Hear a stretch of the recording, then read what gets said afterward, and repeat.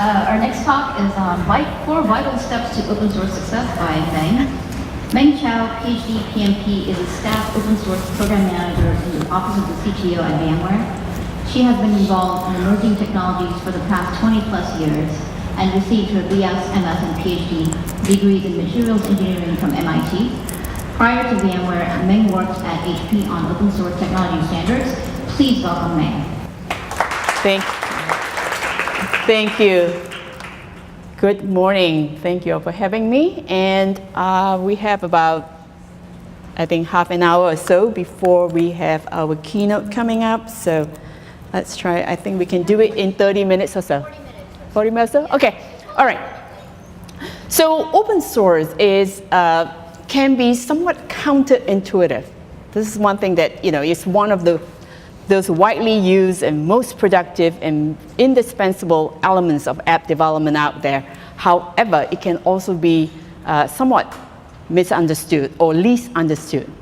So what we're seeing is that a lot of the awareness around using open source has to do with the fact that people know and focus on the fact that when you use open source, you get a lower cost in development, you get a chance to accelerate product time to market, you really can tap into the innovation that's out there in the community. So those are the factors that are well known about open source.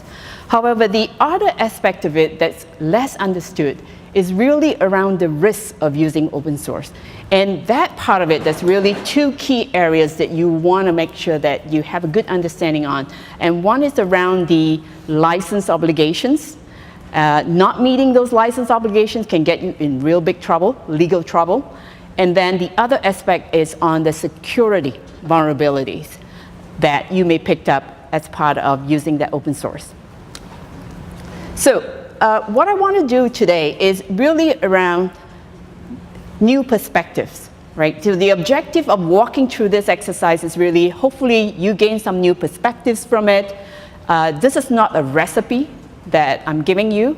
How you use those perspectives really depends on the work environment that you're in, the business, the product that you're working on, the problems that you're trying to solve, and then how you apply that to the dev teams that you're working with, the culture, and the environment. So keep that in mind as you walk through some of these tips that I'm giving you.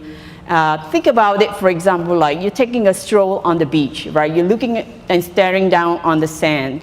And every so often, you come across these beautiful pebbles. And you're like, aha, wow, I never noticed that before, right? So hopefully, this talk is something like that, right? If you can take 1 or 2 pebbles away with you and help you apply that and look at things differently around you as you work from then on, I think that would have served its purpose for today. OK, and then with that, let's dive in. So if you look at the usage of open source through the years, this is a survey conducted by Black Duck Software. And this is in 2016. So what you find is that open source is widely used. It's been really tremendously, I would say, the increase in usage is around the last 10 years or so, right? For example, in 2005, you have about 20% of apps that has open source components in it. And today, you're talking about 90% has those. So there's a huge increase in it, in the usage around open source, using it for various applications. And what this is telling us is that open source is now mainstream.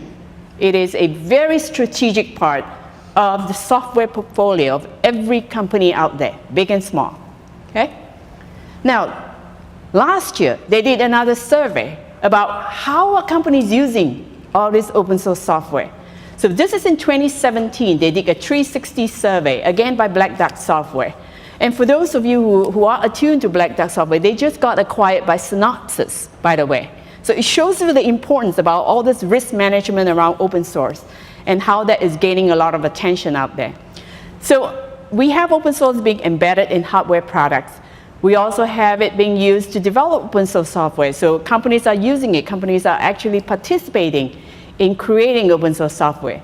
The 3 categories that are widely adopting open source software is the ones up there. You have those using it for internal applications, right? Some of you have used Jenkins, GitHub. Think about all those things that you're using in your dev environment, very much originated from open source.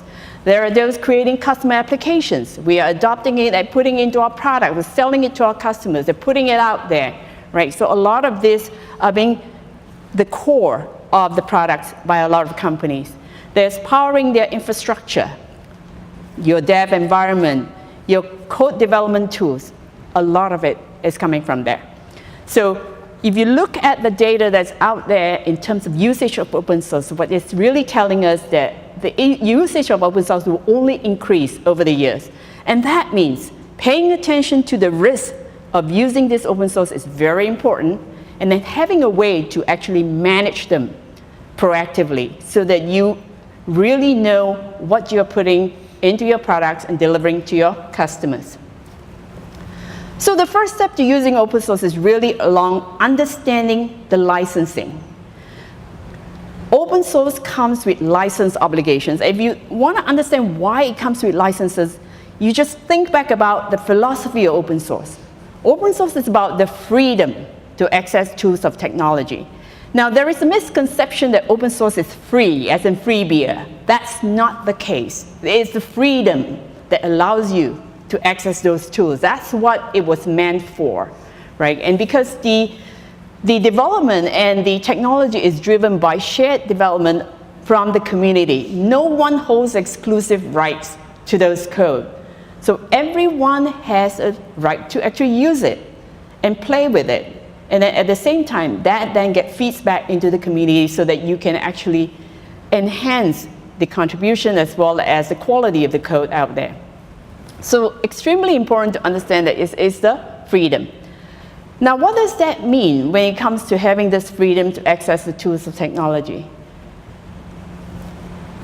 What happens is that, okay, so before I get there, I just realized I have another slide here. So license obligations. Some examples of licenses, there are two extremes here. There is the permissive, there is the copyleft. Now, from the term permissive, we know that we can use it. For example, the MIT license.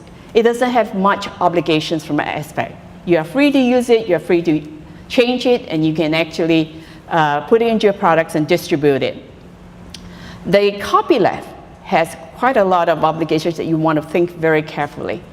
And for example, GPL is one of them. GPL is such that you have the freedom to use it, to modify it, and once you've done that, if you put it and distribute your code out there, a copy of your source code must be distributed and made available to all the users out there, okay? So what you want to make sure is whatever licenses, whatever components and the license that comes with it, it has to align with your business model. That is extremely, extremely important because most of us are working for companies that's out there to make a profit.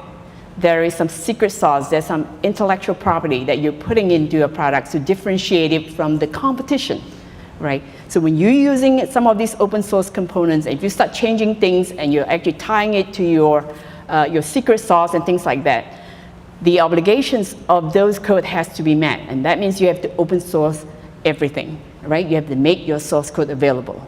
And that means you're giving away, if you're putting in some secret sauce and IP in there, that means giving away that as well. So very, very careful about how you use it. Now, GPL, there is another one now with the web services these days, right? Companies are selling services, they're distributing and offering services over the network. There is another GPL called the Affero GPL, which is AGPL for short.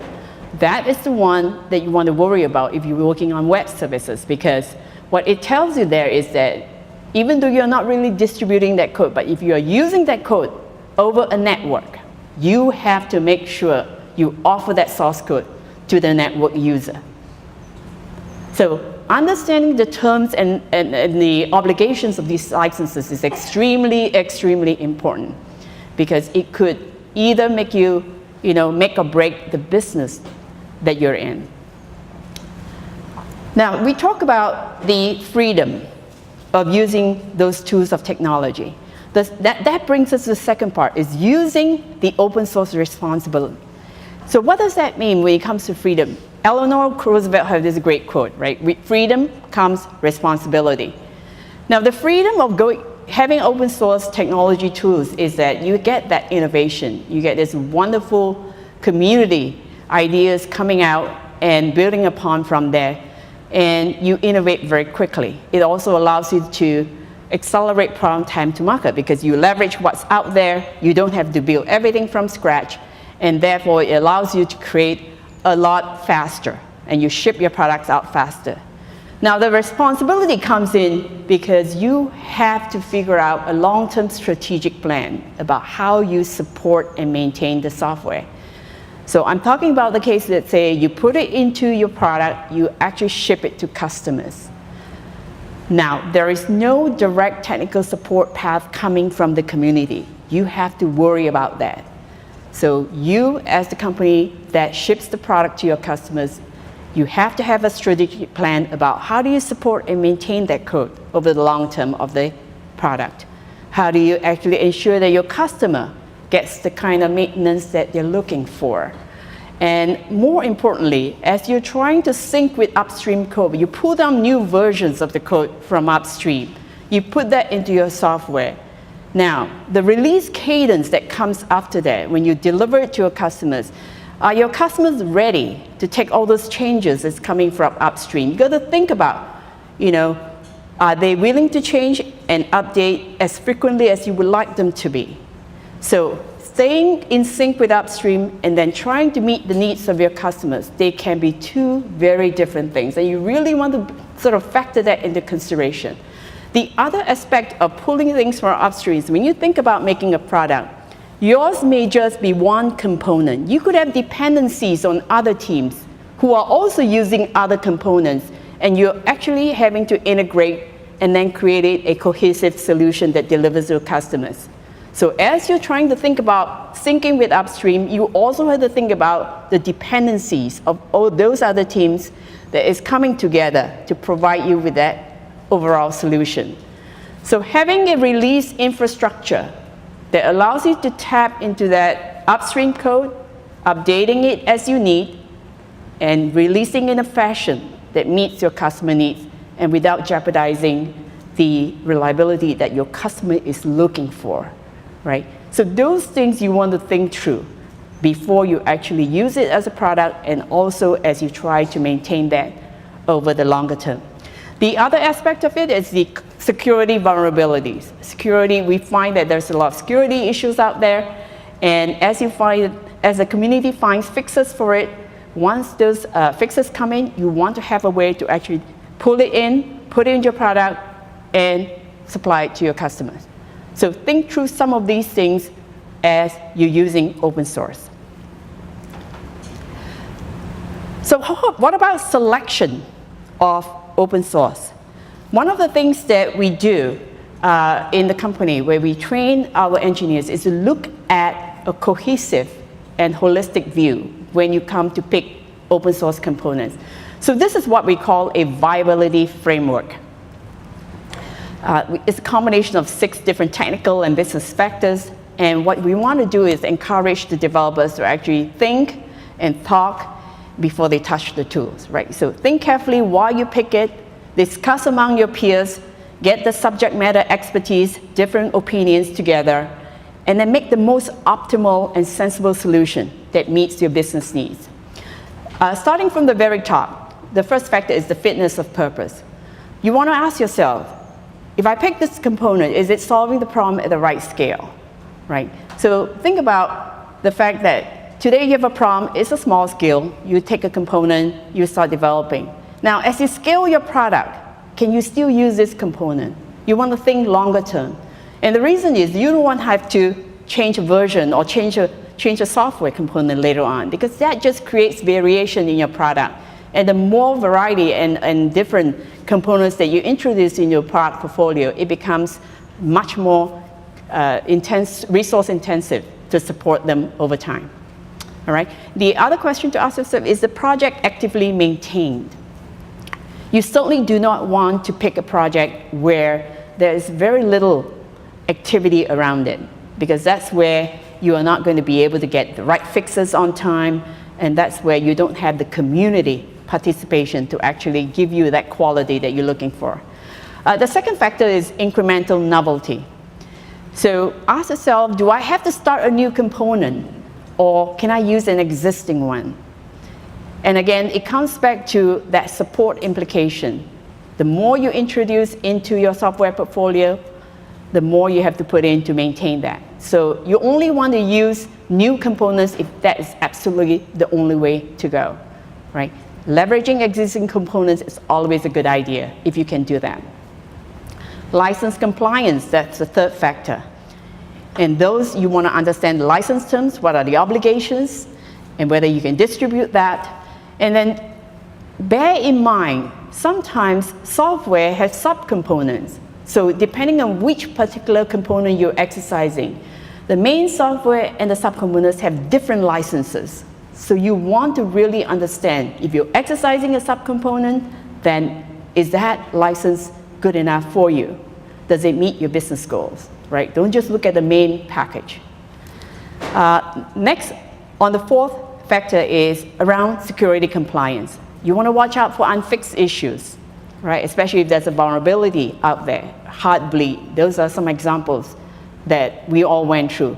And make sure that you pick those components that do not have vulnerability, because that actually introduces risk into your customer's environment.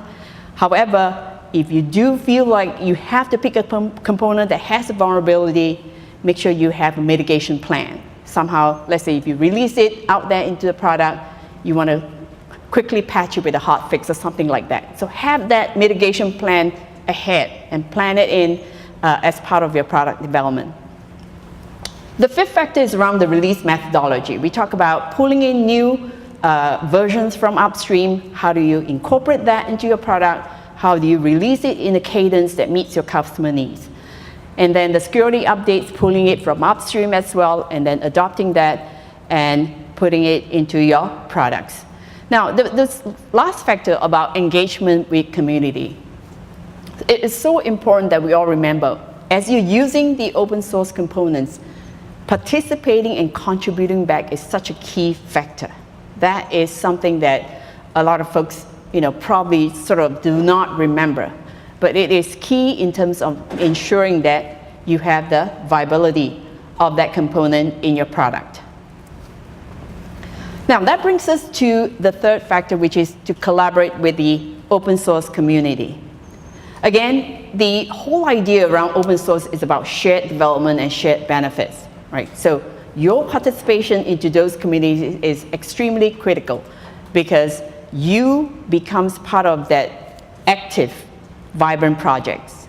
And when you have an active, vibrant project where there's a lot of eyeballs looking at the code, you find that the quality of the code is actually much better. So you want to make sure that you are contributing to that quality of that code that you are using as part of your product, right? So there's the ongoing community review, because many people are involved in it, many people are looking at the code, and that accelerates discovery of defects. And then many a times you find that in these active, vibrant projects, these issues are fixed before you even know them, right? And now contrast that to something like a dormant project where nobody is actually improving or maintaining the code. So that is very risky, because if you're using a project like that, what happens is that you are actually responsible for making sure that you do all the fixes and maintenance of the code. And think about how difficult that is if you did not write the code in the first place, right? So those are extreme challenges that you want to stay away from. So all in all, the whole collaboration with the open source community is really, it determines the quality of the code. And as we are picking, as we are selecting software components, we want to make sure that we have the highest quality components at every stage of your development life cycle, right? So what you do is you get the best with a vibrant project out there, and then you can augment it with your own quality engineering team as well as your security engineering team, and that gives you the ability to deliver the highest and most robust code to your customers. Now, engagement with the community. This is what I would say is that some people were like, okay, how do you engage with the community? How do I get started, for example, right? So I like to think of it like, it's like a playground, very much like something we all do when we were kids. You go to a playground, there's certain rules, there's certain expectations, right? You be nice to each other, you share, and things like that. And an open source community is no different, very much like what you would do when you're playing with other kids in the playground. What you want to do is you start by engaging, you start by learning about the project, you understand what they're doing. So a little bit of education before you get started. And then after that, you start by contributing. It could be something very similar, just a bug fix, right? You may not be writing the main code, but just a bug fix. Or documentation, just having clarity about how you actually would do a release, do an update, for example. Little things like that. Now, contribution is key because when you contribute, that earns you a seat at the table, right? And that is what you want. When you earn your seat at the table, it gives you a voice to be able to influence the project. By contribution, folks prove that they have skin in the game, that they want to be an active participant.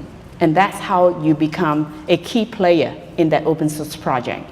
And from there, it allows you to actually influence and lead that project as such that if that open source project is so important for your product, I mean, isn't it great you have a chance to actually influence it in the direction of your business goals as well as the roadmap that you're trying to achieve? So think long-term from that direction. Now, the fourth factor that we're talking about is making sure that you meet the open source compliance. So the very important part is having an organization that actually oversees the open source strategy. I mean, for us, it's the Open Source Program Office, which is a part of the CTO office. So what we do in the Open Source Program Office is really looking at the policies and the processes. How do we use them? And also, what do we need to contribute back? Which are the projects that's relevant for us and things like that. So somebody up there has to be deciding it for the overall organization. What you want to do is, by having one owner, you drive clarity and consistency for all the teams in the company. And that is how you're able to just get everyone lined up in one direction. The Open Source Program Office is also where we have that one-stop shop. These are the folks, we get all the questions. Folks about, how do I use this? How do I get to compliance? Is this a license that I should use? And things like that. So we are the one-stop shop. We answer all the questions. We also communicate updates to them. And again, the idea here is to make sure that there's one voice in the company so that you don't get distractions from all over. The tools is a very key part of ensuring compliance.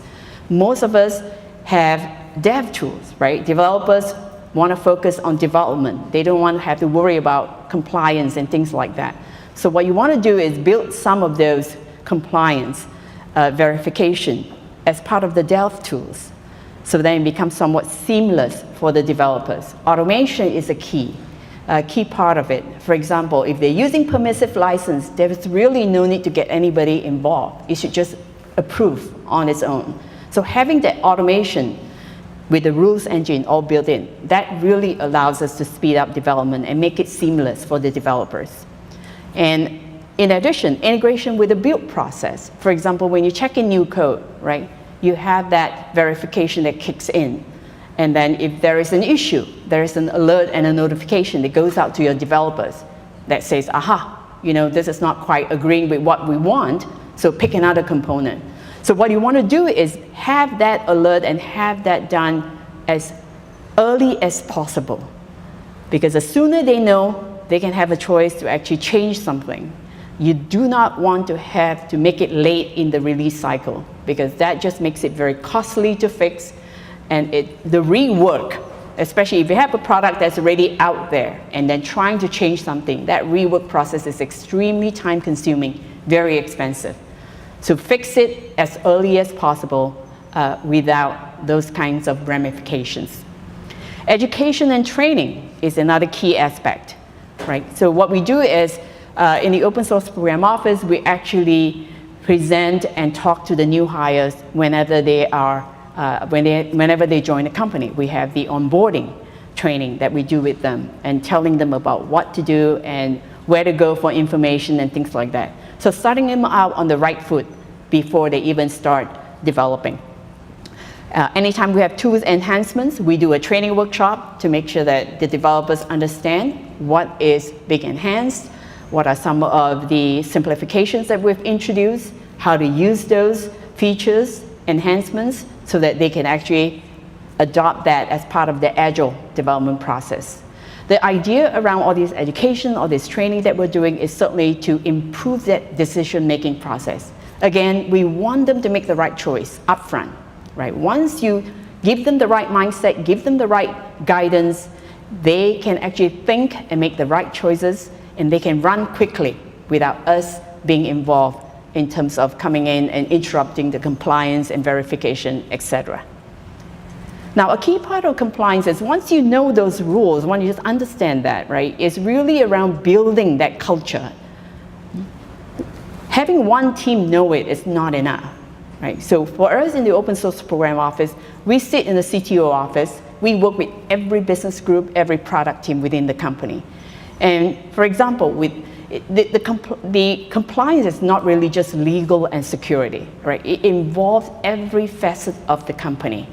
And that's what you have to look at. You have to look at how you influence everyone across the board, every functional group, and bring them into the fold. With legal, certainly around working with them closely on the license obligations. With the product security, we try to bring them in as part of the design cycle, make sure that they go through the threat analysis with the engineers so that you can actually have security built in and designed into your product at the very beginning. You don't want it to be something at the end.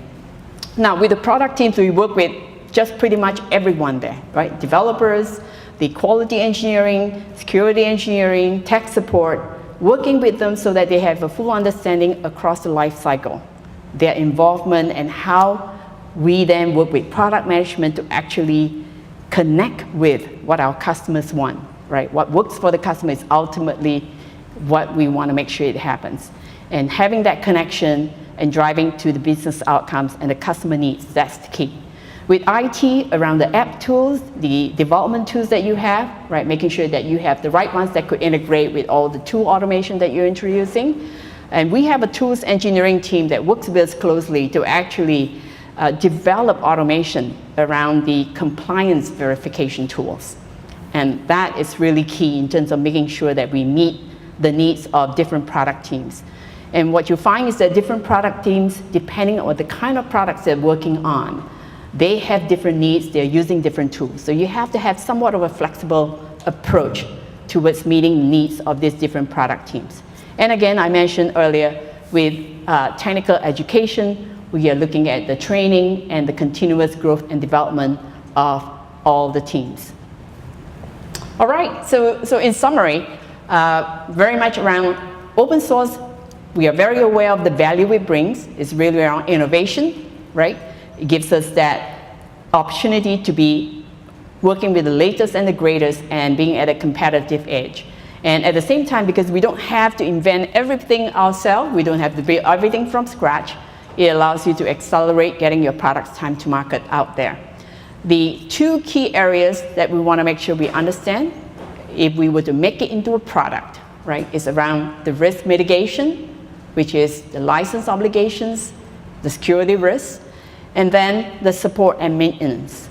So how do you have an infrastructure where you can stay up to date on the versions, but at the same time meeting the needs of your customers reliably, and then maintaining the dependencies that comes together as you create that cohesive solution for your customers.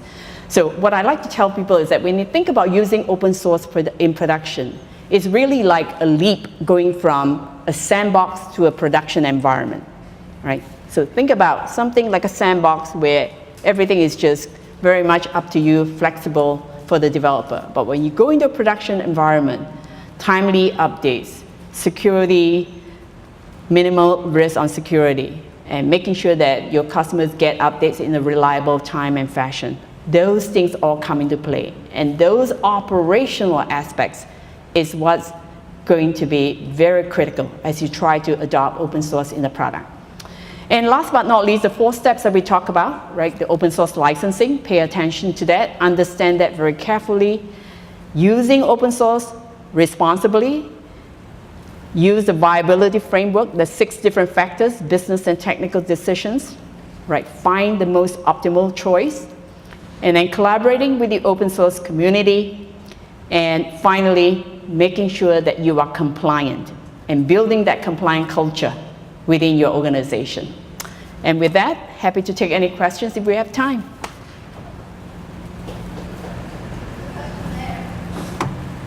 Oh, hi. Hi, I have a question. So how, like the scenarios you get seem to be ideal for large companies that have the resources to put towards open source maintenance. Like if you're in a small company or you're a student, you don't have time, you don't have the resources to dedicate to a proper open source methodology, right? How do you transition if you don't have those resources? Like, what's your recommendation? So, again, you're talking about, let's say, a student, and they're not working in a company. Maybe even a startup, 3 people. Okay. So a startup, I would tell you that my personal experience, right, from what I observe, is that they do not focus too much on these obligations. And the reason is, and this is one thing that what I tell you is that I know they go after the license obligations when the company has deep pockets, and that's usually big companies. And that's why startups get away with it, because it's something that they know they can get away with it, and therefore they don't pay attention. Now, when that startup gets acquired by a bigger company, which happens in our case, we see a lot of that. That's where we come in. We actually have to do a lot of that resetting around how they use it, going through the compliance process and things like that. So VMware acquires a lot of companies, and we've gone through the exercise many times. Yeah?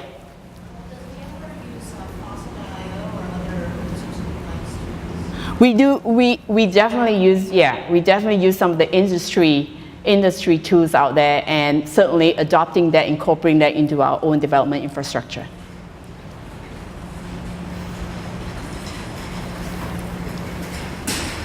All right. Thank you.